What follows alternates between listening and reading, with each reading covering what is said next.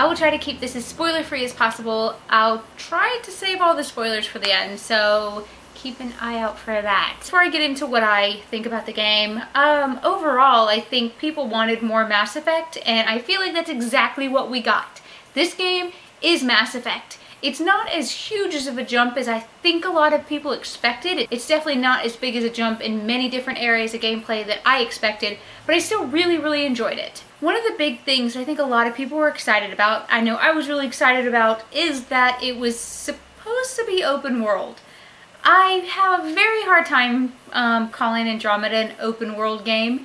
It's got a few planets that you can go around in open world-ish, but the planets, even the biggest ones, are kind of tiny. I think there's only 6 planets you can explore. I think there's 4 planets you can drive around on. 1 planet you can't drive around on because it's so small you can get everywhere on by foot.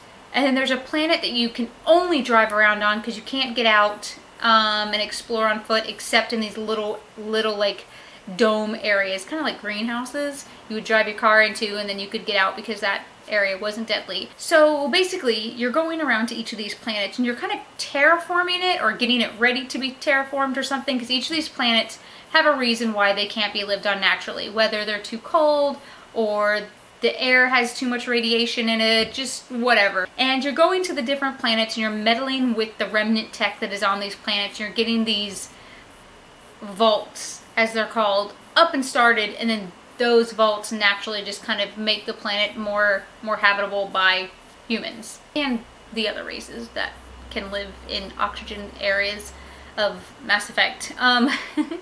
And that's really just your point on each planet. You got side missions, of course, tons of side missions, and Lord, good God, the backtracking. I hate backtracking. I don't mind backtracking if it kind of makes sense, or if I'm going to a place that I've already been to before, but since I progressed in the game, I've opened up a new area of that area, or a new area of that map, and I can now go back and backtrack to that and kind of play around in the new stuff. But dear God, the backtracking in Mass Effect Andromeda is probably my biggest complaint. It was the only time the game felt like it was just going on and on. I just wanted to get to something cool, but of course I have to finish all my missions, and just the backtracking. As soon as I would leave a planet, you know, I would spend an entire day on a planet, an entire freaking day just wasting my time trying to finish a planet and get 100%. As soon as I'd leave, I'd get an email like, oh, come back to this planet and do all this bullshit stuff that really had no meaning or no reason at all for being something I had to do. That was really frustrating. Even though I felt a lot of the planets felt a little small, and again, it's hard for me to call this open world because I really didn't feel like it was open world much at all. It was just linear to each of the different planets. I did love the different environments of each planet. I thought they were very well thought out. I thought they were very interesting. You had like your ice planet, then your desert planet, then you would have like your jungle planet, and they were all very interesting. But the missions that I felt were the most fun and didn't feel, you know, as rinse and repeat as the story missions started to feel were your loyalty missions for your crew. Those were so fun. There was one mission that I went on where while we were on this ship, the gravity got mixed up, so everything tilted sideways. So you had to do like a portion of the mission where the ship was sideways, and that was crazy, and then it would flip upside down, and it was just really awesome. I thought all of the loyalty missions were just really creative and were, yeah, some of the most fun parts about the game. That being said, I wasn't a big fan of any of my party members. A huge thing about Mass Effect for me were the different party members that had such huge and different personalities that I loved. I loved Miranda. I mean, she had a great ass, but she was a bitch to femships. Dear God, she was an evil bitch, but I still loved her.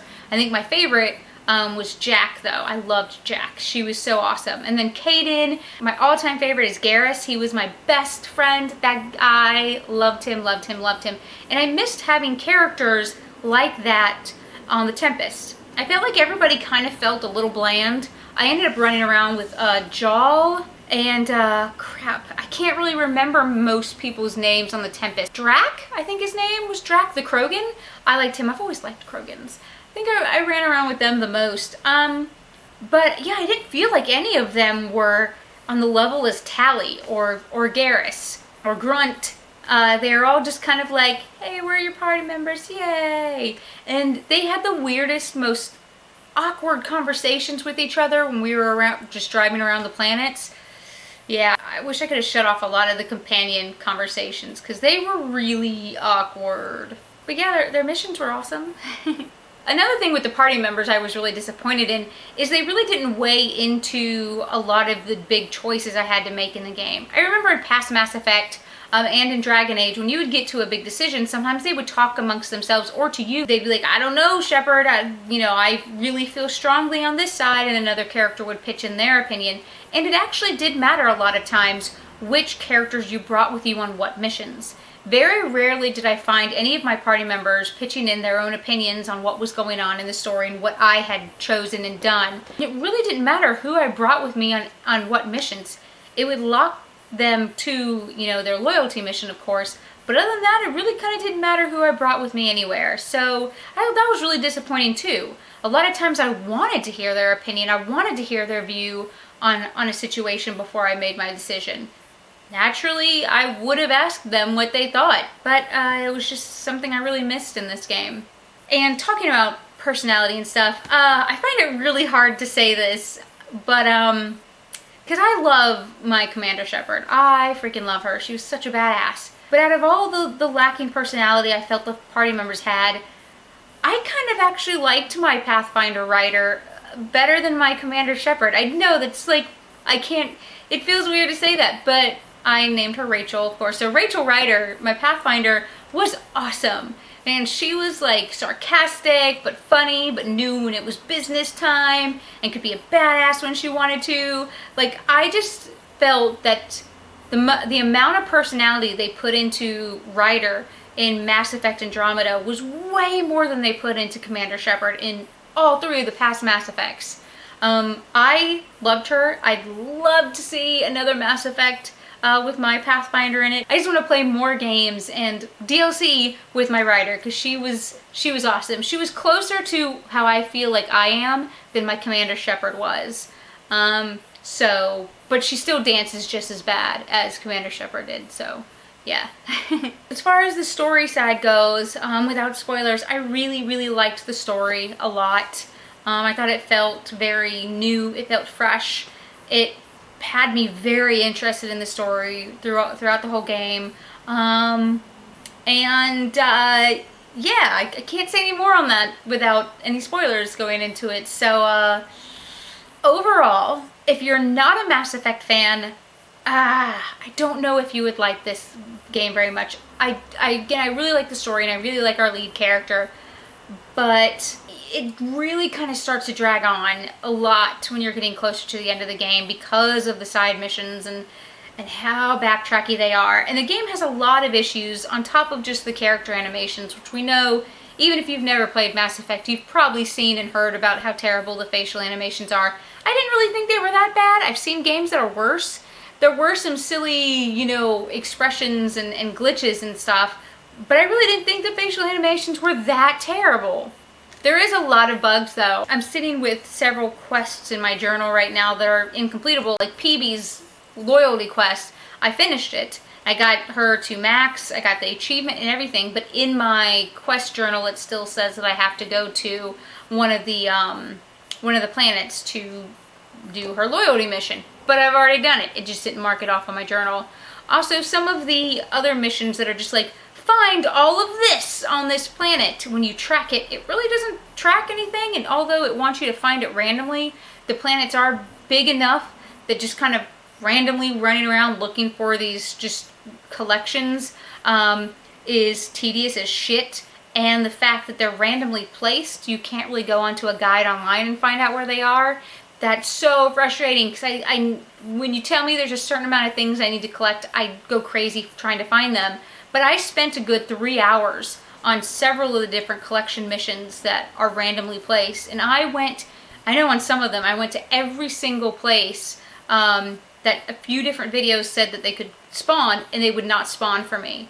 And I read a lot of other people having that issues where these items were supposed to spawn in these specific areas, but they weren't spawning in any of the random locations that they could spawn. And it just really kind of drives me crazy because I hate unfinished quests in my journal. I hate it! If you like Mass Effect and you still haven't gotten Andromeda yet, I do think you'll like it.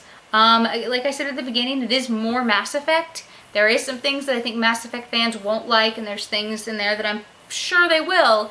It is more Mass Effect. It's in a little bit of a different direction, and I know some people won't think that direction is for the best. I, again, really liked the game. I have my gripes and my problems with it, but it's very rare that a game comes out that doesn't have problems, especially a BioWare game. So it's just what I expected. Also, something that they've added in Mass Effect Andromeda that hasn't been in past games is the research and development feature. Basically, you use different types of research points that you accumulate during just scanning planets, or when you're out on a regular planet and you scan some type of tech, it can unlock these 3 different types of research, which you use in research to unlock different types of armor that has different types of stats, weapons, and modifications, augments that you can put on your weapons and your armor. And then you can go into development and you can create those by using the different elements and the different materials that you find through your exploring. I loved that. I loved being able to mix and match different types of armor sets and weapons to really make my character like a super badass. I played as a soldier, of course, and I mainly used an assault rifle and a shotgun, but then later added a pistol. A really powerful pistol too. I think it did like over 1,000 damage per hit. And I stacked all these different type of mods on it and stuff. It was pretty awesome. But my assault rifle was my favorite weapon throughout the game. And then one other feature they added in on top of the multiplayer, which are these strike missions. And it's kind of like every other game that's doing this. It's connected to an app where you can send off your little like mafia group to go out and take care of these missions for you while you're not playing, or while you are playing. They're just like this group of people that go out and do missions for you, and they come back and it tells you like, oh, it's 98% chance that it's successful, and then they can come back with materials, credits, weapons, and that kind of stuff for you. I thought that was pretty cool. It's, again, the same thing a lot of other games are doing, so it's nothing new, but it was a cool addition to the game. So now I'm going to get into a little of the spoilers. So if you haven't played it, or you haven't beat it and you don't want any spoilers, now's a good time to stop watching. So if you have to stop now, thank you so much for watching. I totally love you. Okay, now that they're gone, let's talk spoilers. I ended up romancing Suvi, who was the hot redheaded scientist. She's only a crew member. She wasn't a party member, but she was still really hot and so adorable. And that accent, oh my god, so cute. I really didn't feel like they had a lot of male characters for female writers to romance. Not any that I would be interested in. But I didn't know that you could romance people outside of the Tempest and have it not affect your romances on the Tempest. I wish I'd known that, because I'd started a romance with that guy who, again, spoilers, turns out to be the charlatan. Isn't that what they was calling him, the charlatan? Yeah, he turned out to be that guy. And I'd ended our relationship because I didn't want to affect my relationship with Suvi. But I wish I'd known that it was okay if I continued that, because I think it would have been cool to go through the entire relationship with him and then have him turn out to be the charlatan, and it's like, you bastard! I did get the good ending. I had everybody that could join me at the end did. I am excited for DLC, because you know there's got to be some DLC at the very end when you're running around like catching up with your crew members and stuff after you've already beaten the game. You know, when you're back on the Hyperion. And why do they have to call it the Hyperion? Because all I think of is Borderlands. But you're back on there and you're running around talking. You find out that some of the other arcs have been found, like the Elcor and the Volus. I think that those were 2 of them mentioned. They had found the arc that was supposed to have those in them as well, and it was supposedly still intact. So I want DLC so I can go get those guys. Oh, and the Quarians. The Quarians I think they mentioned as well, which is Tally and stuff. You know that already. So I'm hoping we get to do that. And, actually I think that's all the spoilers I have. We're just talking about the ending and the other arc and who I sexed up. The sex stuff wasn't as good as it was in past Mass Effects, which I'm pretty disappointed in as well. But anyways, yeah, tell me what you thought down in the comments, and I totally love you guys.